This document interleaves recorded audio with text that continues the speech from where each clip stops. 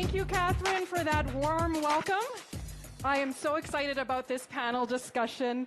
Battery innovations, quantum technologies, these really are sort of the keys to the future of a sustainable transportation. This is really important. So I want to jump into this discussion because we only have about 20 minutes. We'll start with Christian. Let's talk a little bit about Xanadu and specifically what you're doing with quantum computing and EV batteries. Yeah, for sure. Thank you for having me. And I think the best place to start is, what is quantum computing? So quantum computing is essentially a new type of computing device that allows you to do certain problems much, much faster than a traditional computer. And so Xanadu's mission is to build quantum computers, make them useful and available to people everywhere. And we're based in downtown Toronto. And one of our mission statements in terms of applications is next generation battery development. And quantum computing can help in many important verticals. But we've decided to focus on sustainability, the general sort of vertical of material design and quantum chemistry, with a strong focus and emphasis on using quantum computers to help you design better batteries. Well, I want to talk to Pierre because Pierre, Volkswagen and Xanadu have recently partnered together. You're working on some groundbreaking research to make those batteries better. This is critical moving forward. Talk to me about that partnership and as well as the investments that Volkswagen is making in battery technology and supply chains. Absolutely. It's a very exciting time for us right now to be in the mobility industry because we're really at a crossroad. And when you think about it, today, about 10% of our cars this year, the target is 10% of all the cars the group is going to sell globally needs to be zero-emission vehicles. And we're really right there. We just passed 1 million zero-electric vehicles sold globally from the Volkswagen Group. And what do we do exactly? Obviously, we bring new vehicles to the market. We've got a commitment of 25 new vehicles for the North American market alone. And but very importantly, it's major investments in technological advancements. The most important elements we've done recently, we've got $193 billion Canadian, almost 200, yeah, to invest in new technologies in software development, battery developments. And we created a company called PowerCo SE. PowerCo SE is the Volkswagen battery company. They're responsible for research and development, raw material, transformation, manufacturing, and recycling. And just in the last few days, we've been able to go through a breakthrough again because of innovation, because of investments to reduce by 30% the energy required to build the future batteries and by 15% the floor space at our factories. We're targeting 1 million vehicles, electric vehicles, being sourcing their batteries from St. Thomas, 200 kilometers away from here. Mm-hmm. So we're extremely excited about that. But as you mentioned, and I think this is where Christian comes into play also, is that no one makes it happen on its own. Mm-hmm. We need partnership. We need joint venture to make exactly what you're saying.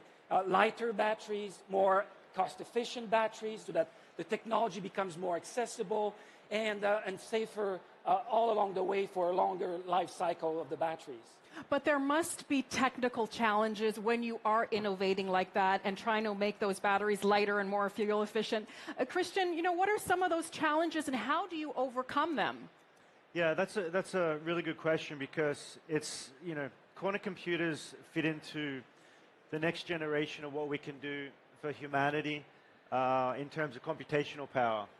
So it's a natural fit to look at things like quantum chemistry and material design and see where a quantum computer can actually help.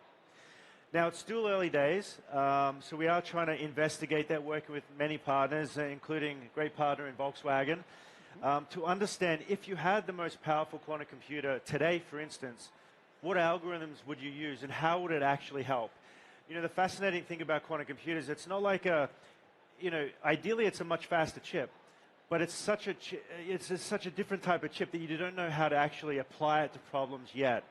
So we're working closely with Volkswagen and others on understanding how does the mathematics of battery design actually relate to the mathematics of quantum physics. Once you understand that relationship, you can start working towards building these quantum computers, which we're doing simultaneously. With battery development and a lot of things in, say, drug discovery, material design, and quantum chemistry, a lot of the early work is done in simulations. And so you use a computer, typically classically over the last couple of decades, and it tells you what is the best way to build these batteries, as one example. Now, a lot of the time, like in drug discovery, you don't know, you're kind of using a lot of approximations in terms of the supercomputers, but you do your best, and it says, well, you should be looking over here or designing this type of molecule or ultimately this type of battery. After the simulation phase, then you build the product, an MVP sort of product, and then you test it and so forth. So, you know, it's a many-year process. But the hope is, what better type of computer to use to simulate something that's inherently quantum mechanical than a quantum computer? And so the hope is a quantum computer can actually show you what type of battery you should actually be building before you get to through the prototyping and through mass production of these things. You can save a lot of time, save a lot of money, and ultimately, hopefully, you can extract the best materials so you get a battery that's safer, or it can go longer on a single charge, or you can speed up the charging, and all these things, hopefully, by 10 or 100 times faster. Certainly, there are a lot of benefits. I mean, Pierre, talk to me about the other opportunities, not just for Volkswagen, for the auto industry as a whole, as we move to this sustainable future. Well, I think it's absolutely essential that we phase out basically the carbon emissions, right? The fossil fuel. And the biggest opportunity we have is really in the transformation of our companies, in offering, much more rapidly vehicles that people can access to. I'll give you the element of the challenges that we're facing. For instance, you got, just not so long ago, we sold the e-Golf, 200 kilometers range. Today in the Canadian market, we have the ID4, 440 kilometers. Yeah, way range. more. Next year, we're launching the ID7. Yeah. It's categorized with 700 kilometers range on the WLTP European standard. It's going to be a bit less in North America.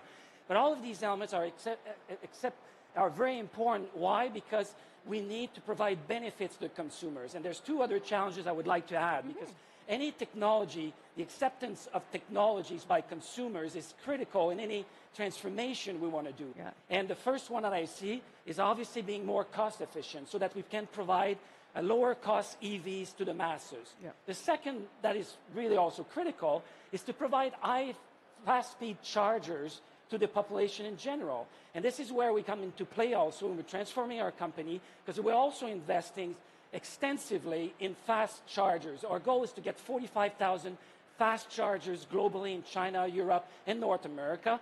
That's why also we created Electrify Canada, for instance, for the Canadian consumers. So a lot of challenges, but exciting time, and we feel really we're making some significant progress. It is a challenge getting those consumers on board, right? There are only, less than 5% of consumers right now that are adopting those EVs. Is that really the key? Is it getting that infrastructure up to speed? Is it getting that price down, getting the price of batteries down to really get them on board? Obviously, all these elements, people they're looking for benefits, right? Why would I adopt one technology versus the other? What I want people to understand, too, in terms of the investments we're making, in terms of the importance, it's not just an EV. It's about the sustainable development of mobility. And we have an extensive strategy where we embed in everything we do the sustainability holistically, economically speaking, socially speaking, environmentally speaking. We're getting into circular economy, and definitely Christian is helping, because you want to have more recycling, you want to have better materials in the chemistry of your battery to make it more accessible. We're getting into, obviously, decarbonization in everything we do. We're looking at 30% reductions of our life cycle emissions from 15 to 25 with all of our and diversity, right? We need more women. So I think the element is we want for the future generations to have a positive impact in sustainability, not just sustainable mobility, but sustainability of the society at large. So it's not just what we do, but how we do it. Yeah. Now, Christian, when we look at the batteries and we see sort of the benefits with this quantum computing, where else do you see the benefits as we move to a future? Like, is autonomous driving a real key in your work moving forward? Yeah, so when I think about the areas or verticals, the industries that quantum computing can help, it can help in ideally in logistics. So you can think of things like UPS routing or airline routing.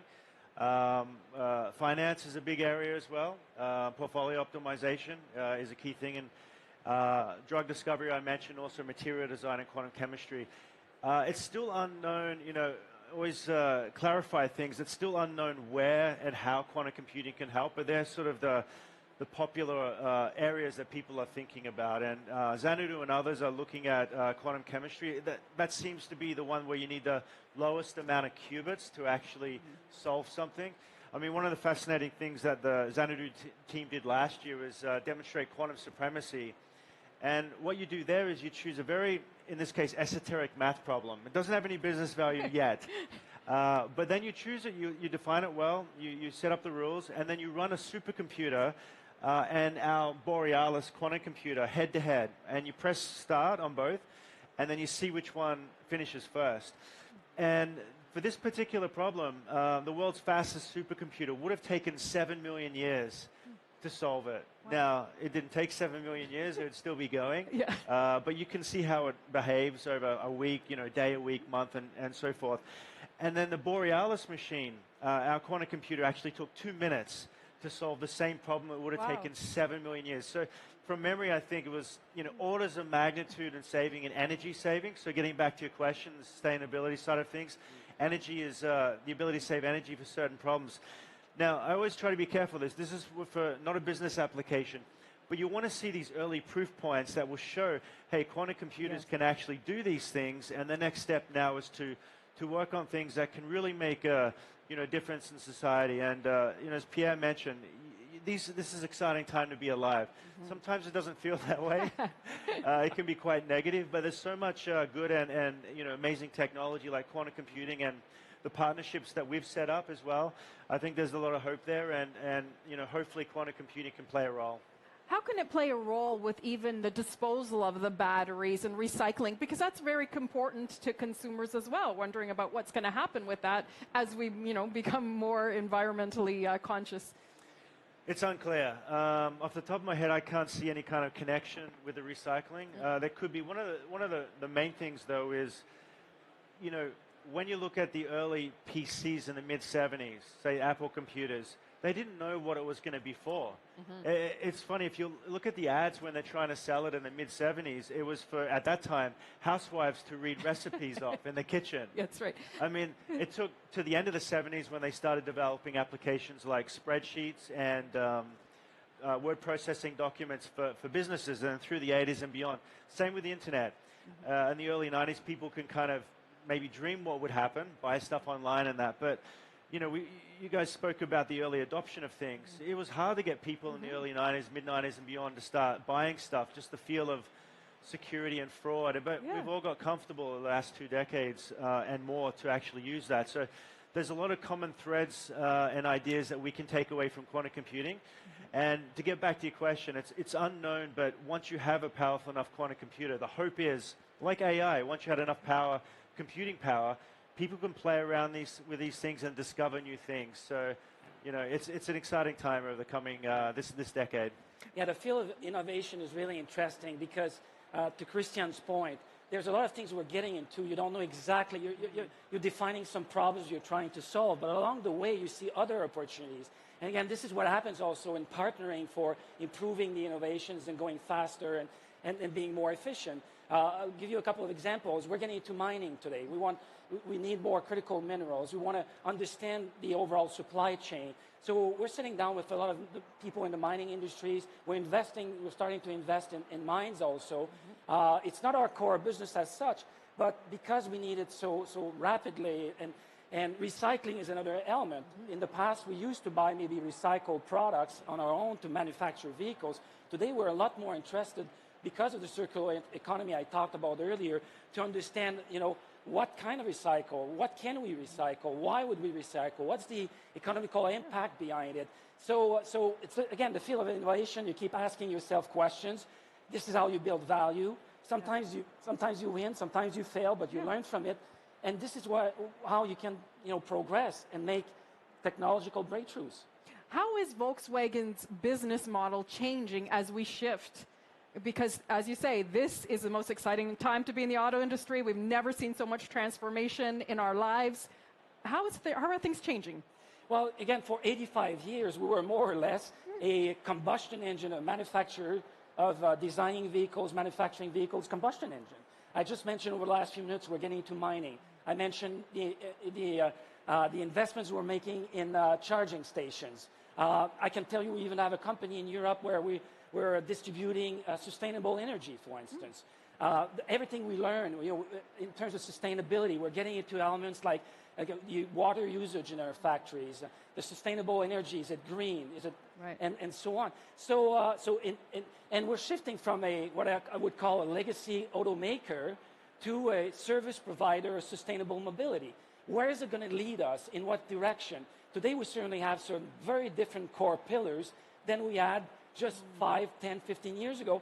And I think even the next 5, 10 years will help further define who we are, who we want to be. But the final element I want to add is this. Our quest is, again, to become a net zero company and to bring sustainability to the masses. And we're really dedicated and engaged towards that. It certainly looks like that, and it's going to be an exciting time in the years and decades to come. Unfortunately, we have to leave it there. I do want to thank Pierre and Christian for joining us, and thank you for joining us in the audience as well. Thank you. Enjoy the rest of your day.